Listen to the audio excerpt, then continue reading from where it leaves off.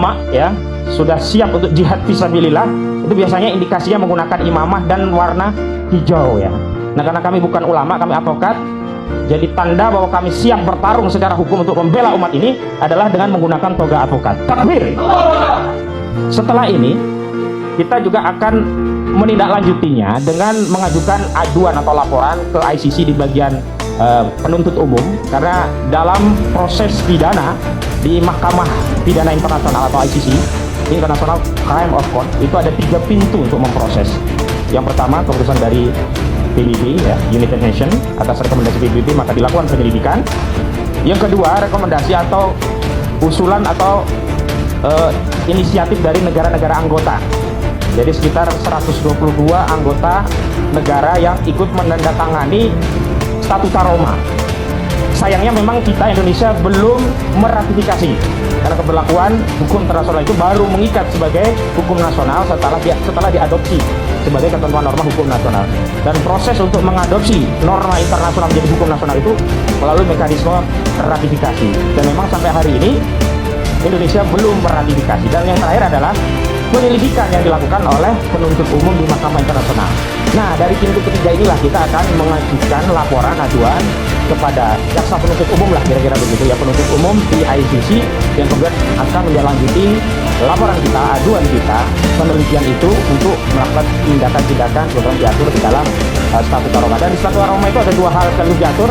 Pertama, berkaitan dengan hukum materialnya, norma apa saja diatur, pelanggar apa saja yang tidak boleh dilakukan. Yang kedua, ternyata juga mengatur masalah hukum acaranya, kepaniteraan bagaimana, ketua penuntut bagaimana, hakim-hakim itu ditetapkan bagaimana, termasuk yurisdiksi bahasa. Di dalam Statuta Roma, yurisdiksi bahasa yang digunakan adalah 2 bahasa. Yang pertama bahasa Inggris, yang kedua bahasa Prancis. Dan kita tadi sudah bisik-bisik ya, kita menyepakati untuk mengadopsi bahasa Inggris sebagai dasar aduan kita. Nanti kita akan kirim dokumen kita dengan 2 bahasa, bahasa Inggris dan bahasa Indonesia. Sebahaya ini, gengs, lagi rame nih orang-orang yang debat tentang peran franchise restoran Amerika ke militer Israel. Sebenarnya gimana sih caranya uang dari restoran-restoran ini sampai ke militer Israel?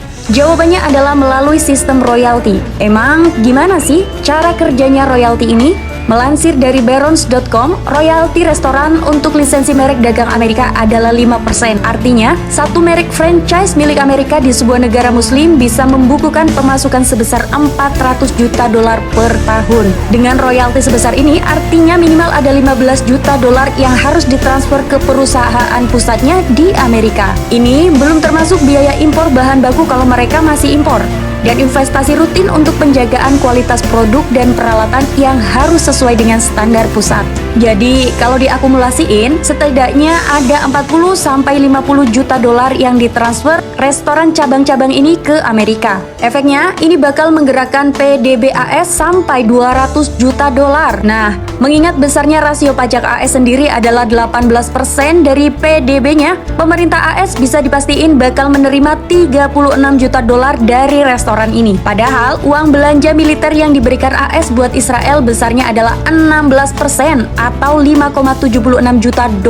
Jumlah $5,76 juta ini bisa berakhir ke Israel dalam bentuk 100-200 rudal yang ditembakkan ke anak-anak Palestina. Waduh, ngeri banget nggak tuh? Jadi gimana nih guys menurutmu?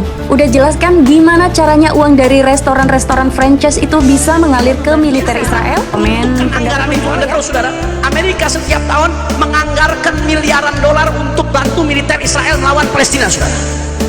Bulan ini saja Pak, bulan ini saja di Oktober itu DPR Amerika Serikat mengesahkan, saya baca beritanya valid, mengesahkan kalau dikurskan ke rupiah itu bantuan untuk Israel 250 triliun rupiah untuk tentara Israel ngebantai saudara kita di Palestina saudara. Itu 250 triliun buat beli peluru, buat beli rudal, buat beli bom, buat beli pesawat tempur. Uangnya dari mana? Dari Amerika. Amerika uangnya dari mana? Dari pajak. Pajak dari mana? Dari perusahaan-perusahaan. Perusahaan dari mana? Dari jual produk. Yang beli siapa? Orang Cirebon saudara. Betul atau tidak? Disadari atau tidak disadari? Makanya guru saya Al-Habib Ahmad bin Shalih Al-Attas Habibullah Ta'ala wara'ah, apa kata beliau? Kalau kamu belum bisa berikan senjata ke mujahidin di Palestina, kau Kau bisa merampas senjata dari Israel. Bagaimana caranya? Bikin dia tidak mampu beli senjata, saudara. Lumpuhkan ekonominya, boikot produknya. Jangan Anda kira boikot itu tidak bikin mereka sakit. Mereka yang ada di otaknya dunia, begitu dunianya diganggu, sakit luar biasa, saudara.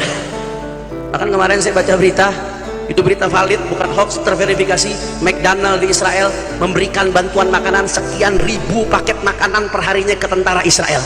Bapak ibu sekalian, saya begitu baca berita itu, saya haramkan diri saya, anak istri saya makan McD, saudara. Saya sebut nggak apa-apa, saudara. Itu saya begitu saya haramkan, itu saya, istri saya. Kalau bapak ibu mau makan McD, silahkan makanlah McD, minumlah Starbucks, sambil bayangkan darahnya bayi-bayi Palestina, sambil bayangkan darahnya perempuan-perempuan Palestina. Maka yang bisa berjuang boikot, boikot. Jangan lupa boikot juga akhlak mereka, boikot juga model mereka, boikot juga style mereka, boikot juga pemikiran mereka. Betul. Yang bisa berjuang dengan tenaganya, berjuang dengan tenaga, saudara. Negara-negara Islam kirim bantuan pasukan ke sana. Jangan hanya sekedar mengecam. Kecaman bagus, kita apresiasi. Bantuan kemanusiaan bagus, kita apresiasi. Tapi kalau tarafnya negara, seharusnya kirim bantuan militer ke Palestina. Amerika berani terang-terangan untuk masuk neraka, bantu Israel untuk perangi Palestina. Inggris berani terang-terangan kirim bantuan militer. Kenapa negara-negara Arab, negara-negara Islam tidak mengirim bantuan militer ke sana, saudara? Ada apa? Ketika Yaman diperangi, satu hari Saudi mengumumkan perang kepada Yaman, Asifatul Hazm. Anda tahu, di hari itu juga negara-negara Teluk, Dualul Khalij kecuali Oman, semuanya menyatakan gabung dengan Saudi untuk perang lawan Yaman, padahal Muslim lawannya. Kenapa sekarang Israel terang-terangan? Saudara-saudara kita dibantai, kita mau tunggu sampai kapan, saudara? Anda mau tunggu sampai kapan itu dibantai seperti ini? Mereka yang mati-mati syahid, tapi kita yang membiarkan. Apa nggak ditanya di hadapan Allah? Pemimpin-pemimpin negara Arab apa nggak ditanya di hadapan Allah, saudara? Habib, tapi lawannya Amerika, Habib. Amerika ini besar, Habib. Kalau Amerika sampai marah, Habib, mereka tembakkan senjata nuklir, habis kita semua, Habib. Saudara, itu menakut-nakutkan seperti itu dulu terjadi di zaman Nabi, saudara. Itu para Rasulullah dan para sahabat ketika mau berangkat perang, apa kata orang-orang munafik? Orang munafik kegembosin. Ini diabadikan dalam Al-Quran. Innan nasa qad jama'u lakum fakhshawhum.